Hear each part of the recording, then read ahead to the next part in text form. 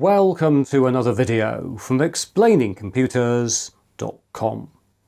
This time I'm going to build a custom portable computer, otherwise known as a Cyberdeck. I considered various construction options and form factors in a recent video, and I've eventually decided on a design with an angled touchscreen and a full-size keyboard. The final computer needs to be nice and robust and functional, as I'm mainly going to use it for word processing and email and YouTube admin while seated in an armchair. So let's go and get started.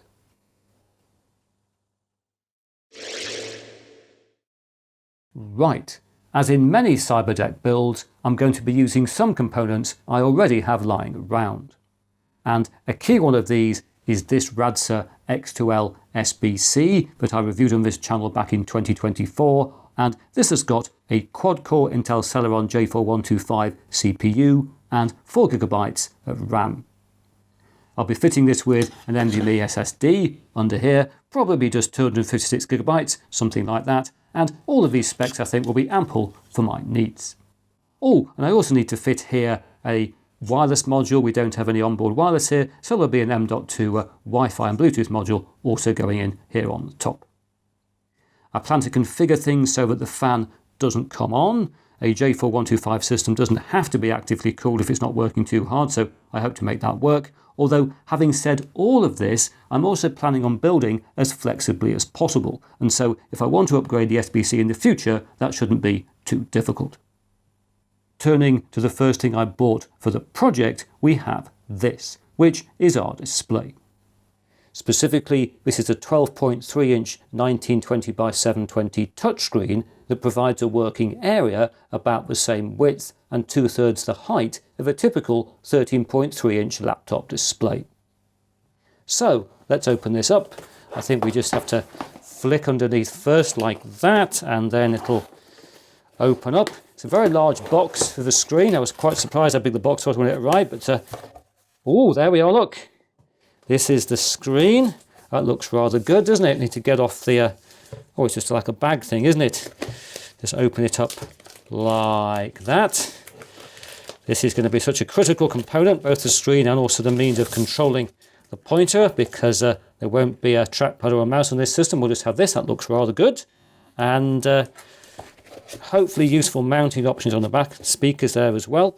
And in terms of connectivity, as you can hopefully see on here, we have got a HDMI and 2 USB-C connectors, and that's because you can connect this just using USB-C for display and touchscreen and power, or you can connect it using HDMI for obviously the display, and then one of these 2 USB-C ports for power and touchscreen. And I think there's a few things underneath as well. There must be, because the box is so big. Oh look, there's masses of things come with it. These are all of its friends.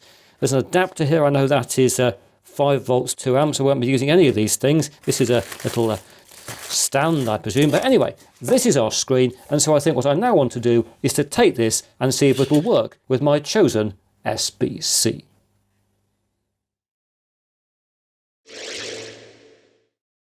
Right. I've now got the touchscreen hooked up to the X2L along with a Raspberry Pi keyboard, as the keyboard I'm going to be using has yet to arrive. However, whilst I just gave you the theory of how these will be connected, the practice is a little different. And this is because when I first connected the screen to the X2L via HDMI on one USB 3 port, it didn't work. I therefore did a test connecting the screen to my i5 test rig, and it worked perfectly, as we can see. And I also connected the screen to a Raspberry Pi 500 Plus, where everything was also fine. And the reason it worked on these 2 computers is that the USB 3 ports on the i5 are specified for charging and can supply 5 volts at up to 1.5 amps, so a total of 7.5 watts. And a Pi 500 Plus, using its official 27 watt power supply, can provide 5 volts at 1.6 amps from its USB ports, which is 8 watts. However, the USB 3 ports on the X2L only meet the standard specification, which means a maximum power output of 5 volts at 0.9 amps or 4.5 watts.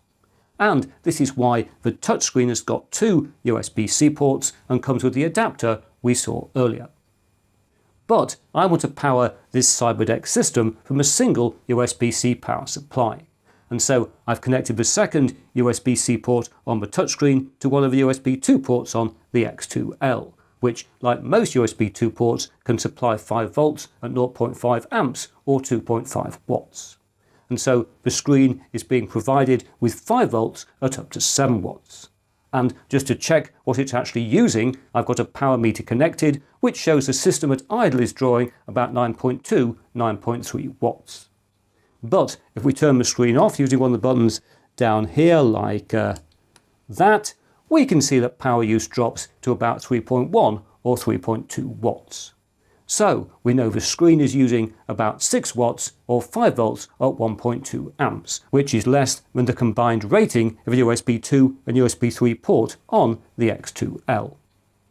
And if you're wondering, the X2L itself is being powered by this 12 volt 3 amp USB-C adapter, so has a 36 watts maximum power input.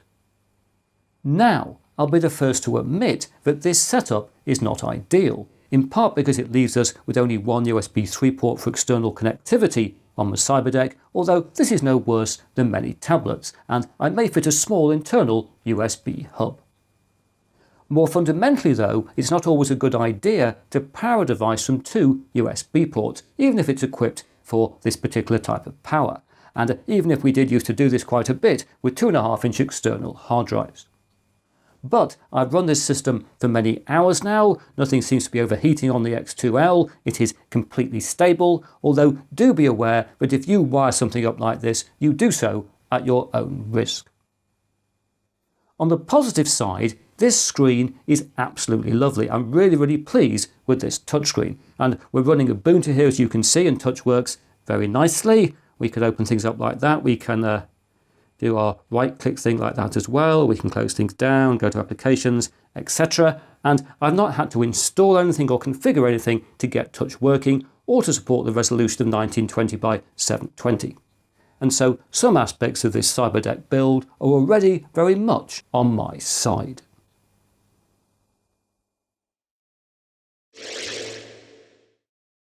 Guess what? I've had a delivery, and it contains all kinds of things for the Cyberdeck build, including an M.2 SSD. The one I was using in the X2L earlier was one of my test SSDs. We've also got loads and loads of connectors and cables and things like that. We've got some sticky rubber feet, and we've got here, I think, the wireless M.2 module. Let's take a look at this. Yes, this is our M.2 wireless module, and down here we've got our keyboard. So let's take this over here and open it up. It is a Paraboard 432 wired keyboard, and if we just bring in Stanley the knife, we can cut that and that. Thank you, Stanley, and hopefully now get inside. Very exciting. Oh, here it is, and this is a laptop style keyboard. Oh, crinkle, crinkle. Let's just get it out and make lots and lots of noise. There we go. Anyway, as I was saying, this is a laptop style keyboard. These are nice. Oh, I like those keys. And I was going to use a mechanical keyboard in this build. It would have looked lovely, but I've instead gone for this, which has got a low profile banana key mechanism. And I've done this because of my arthritis and RSI. Some of you will know I used a Raspberry Pi 500 Plus for a week in the video fairly recently. And that really did my fingers in. It proved to me I can't use a mechanical keyboard, so that's why I'm using this keyboard in this build. Returning to the box, there are still things here I haven't mentioned, and I'm not going to give you the prices for everything in this video. If you want to get the cheapest portable computer, you certainly don't build it yourself, but I will list everything in the video description. And in case you're wondering, I'm doing this build because I want to challenge conventional form factors. I want to build my own portable computer. It's just an exciting thing to do. Anyway, things left here include this. This is some humble model filler and plastic filler. And we've also got here a lot, and I mean a lot, of 3mm ABS plastic sheet. Lots and lots of this, far more than I'm going to need for this particular project, but I thought I would stock up. And this is getting Stanley the knife very excited indeed.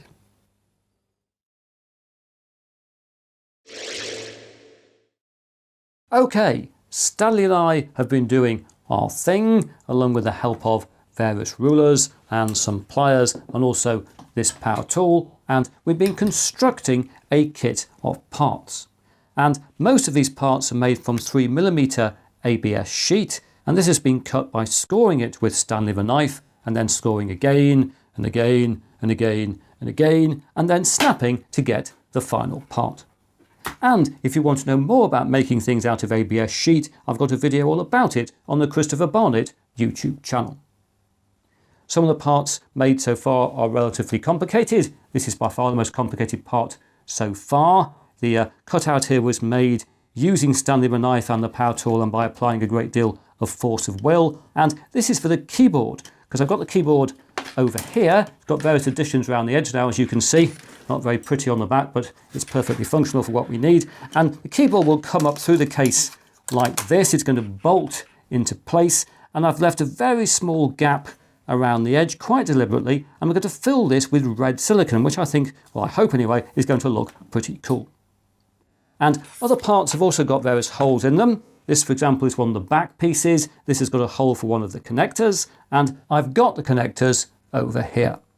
Specifically, this is our USB-C power connector. USB-C on one side brings it through to a USB-C inside the case to connect to the SBC. This is a metal connector, very nice connector this. I think these are sold for things like boats and dashboards and things like that apparently. This is our USB-A connectors, USB 2 and USB 3. Again, they just give us an internal connector. And I've also got this momentary button as a power switch.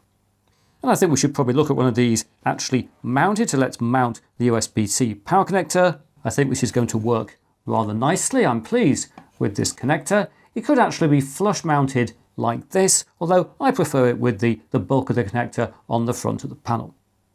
We'll also take a look at the keyboard bolted into position. I think that's going to work rather nicely. And I have got the side pieces here, so let's just have an attempt to show you the final feel of the whole thing. We're going to have a side like that, and another one something like that. And then this is the piece that's going to have the screen on like that. There we are. There is the whole Cyberdeck, except it will now, of course, fall apart because I need to continue construction.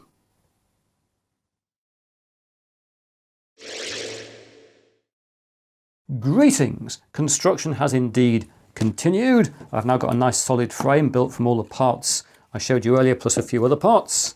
There's various strengthening pieces on the inside to make it good and solid. There's also a lip been added in so I can have a base piece which will drop in. Here's a bit of 3mm material just to show you the principle. That will drop in something like that all the way around. And the base will bolt in by various mechanisms I've yet to build into the case. If we turn it back the other way around, there we go. I've also been working on the piece that's going to hold the monitor, which I've got here. You can just drop that into place to give you an idea. And the monitor is sitting on the surface, and I was going to mount it beneath the surface a bit like the keyboard, have it poking through, but I thought actually it's got a very nice bezel, and it's also got a lot of controls down here which will all be accessible, so I thought I'd build things like this. On this side there are various adapters which take the connections from the monitor through onto the inside, and the holes here aren't terribly neat, but do not worry, there's going to be a cover-up bolt over here to cover up the adapters. If we have a look on the other side of this panel, you see there's a second panel, and this panel is here so that I can mount the SBC on it by various means. There'll be various bits of plastic on this, and then standoffs, and the SBC will mount on the top. And this will allow me to change the SBC very easily if I wish in the future, just by making another one of these panels. And as we can also see, there are some holes here, rather rough holes for the speakers on the back of the monitor. They're quite good speakers, so I want to hear them, and so we've got the holes to let us down through this panel. And so there we are. Things are progressing rather nicely. Oh look, we can see the camera in the monitor. That's exciting, but I now need to get on with more construction, and so I will do just that.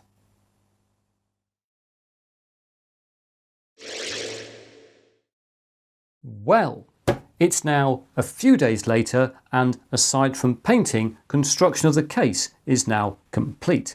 And in the end, there were 66 pieces of plastic involved that had to be cut out and solvent welded together and then filled and sanded. We've all got nice smooth edges now. And the case has got a back, which it didn't have last time you saw it. There it is, really quite exciting. You can hopefully see here there are some holes which will take the USB ports. There's a hole here for the power switch, and there are two grills. Lots of drilling went on there. There'll be some mesh behind those in the final construction, and these will allow air to circulate and also for sound to emerge from the speakers. I've also made this part down here. This is a little cover to cover the adapters that plug into the screen. And so if we flick things around like this, the cover goes over here. Let's just show you roughly where that will drop in. Imagine the screen is in place with its adapters. That will go there. This will go here. There'll be some bolts on the inside. That'll be very exciting indeed. Also exciting is the fact I've added some standoffs to this plate which will hold the SBC. If you recall, this goes in the back somewhere in here like that. So the SBC's now got somewhere to mount.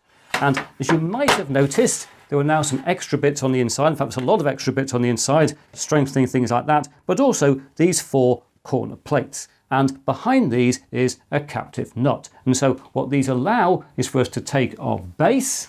I've made a base. It's a piece of PERSPEX with some bits on the back, so it's got some insets for some screws. That just drops in like that. And again, we'll take some bolts, same ones we're using over here. These will drop in here and screw in, and that'll hold in the base onto the case. And so things are progressing very well. I like the base because I've made it out of PERSPEX. It doesn't even need painting. I'm just going to use its standard surface. The rest of the case does need painting.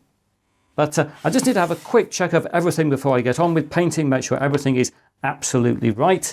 The keyboard still fits in. It's now a slightly tighter fit, but it goes in perfectly well like that. So I'm going to do some final fit tests, maybe a fun little bit of sanding, and then I'll take some spray paint to turn everything black.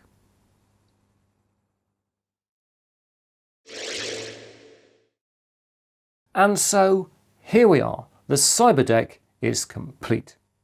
The case has had 4 coats of paint plus an additional 2 clear coats, and the display, the adapter cover and the keyboard have all been fitted, as we can see.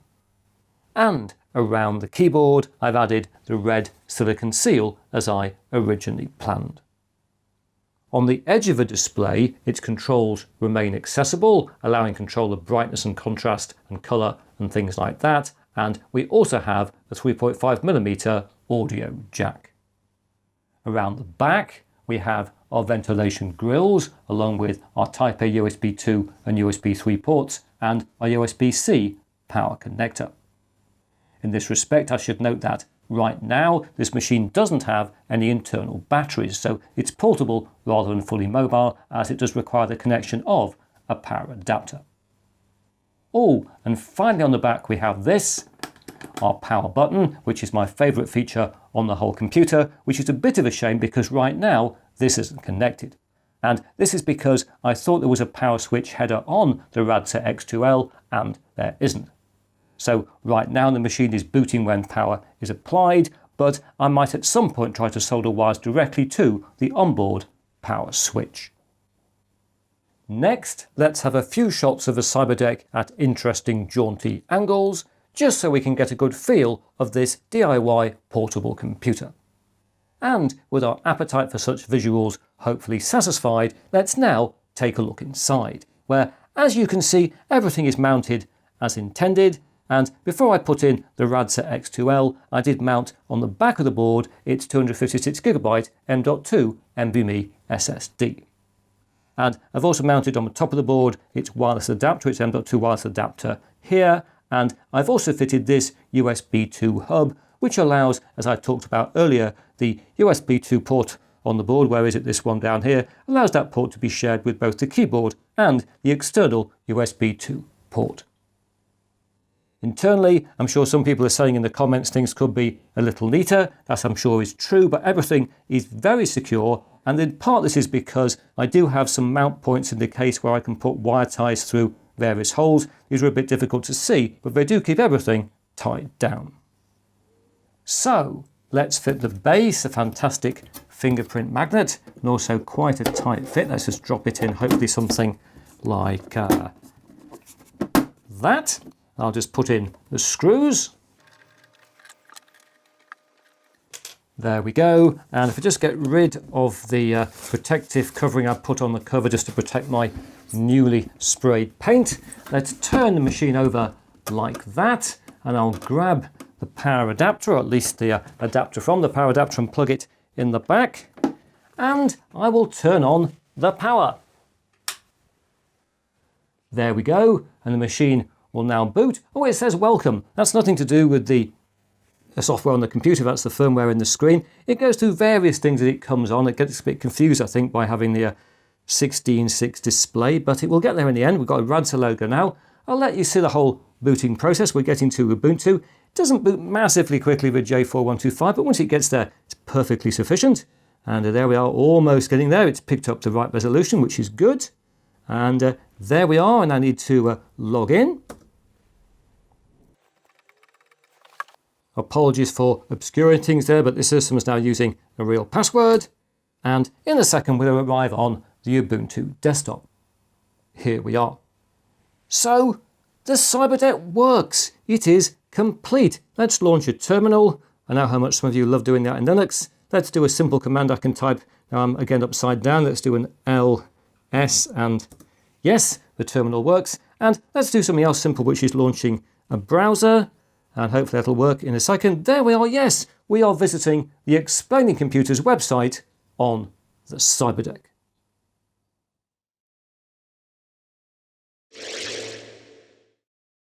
So there we are. I've built my first Cyberdeck, and I strongly suspect it won't be the last. To close, I thought I'd show you how I'm going to use this, which is on my lap when I'm sitting in an armchair. So let's transition to that setup.